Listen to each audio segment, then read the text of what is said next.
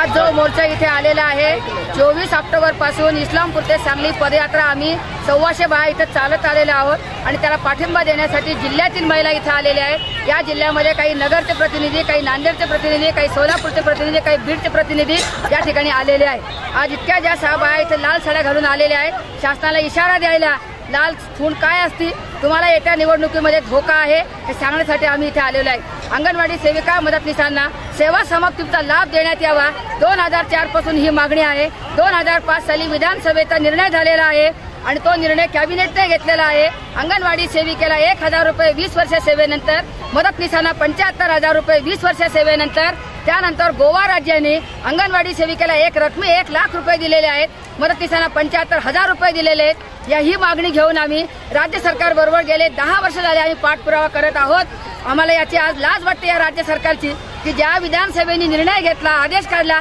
तो निर्णय या सरकारने मान्य केला नाही। त्यावेळेस पण हेच सरकार होतं, आजही हेच सरकार आहे। तर अंगणवाडी सेविका मदतनीसांना सेवा समाप्तीचा लाभ मिळाला पाहिजे। अंगणवाडीमध्ये 25% महिला विधवा आहेत, 25% महिला घटस्फोटित आहेत, 25% महिलांचे मिस्टर दारू पितात, अशा 75% महिला या अंगणवाडीमध्ये आहेत। आम्हाला आश्चर्य वाटतं आमदारांची पेन्शन यांनी पटकन 15,000 रुपये वाढवली, त्याला थोडी पण लाज नाही वाटली। जी अंगणवाडी सेविका मंदिरामध्ये भीक मागत बसलेली आहे तिला द्यायला यांच्याकडे पैसे नाहीत। सरकारी कर्मचाऱ्यांना 10% महागाई भत्ता आणि कळस झाला तो याचा 2016 मध्ये त्यांना 7वं वेतन आयोग देणार ते त्यांनी आजच जाहीर केलं।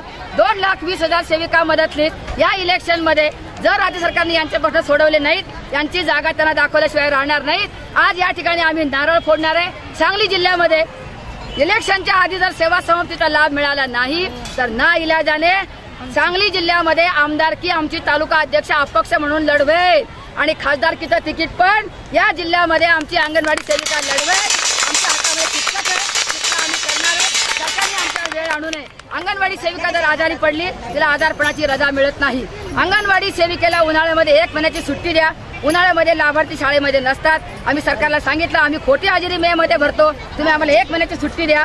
राहिलेले दिवस आम्ही रविवारी आहार वाटप करू, मात्र सरकार ऐकत नाही। आमची अशी इच्छा आहे की अंगणवाडीमध्ये महाराष्ट्रामध्ये 2,20,000, देशामध्ये 28 लाख या सर्व महिला असल्यामुळे राज्य आणि केंद्र सरकार यांच्यावर अन्याय करत आहे।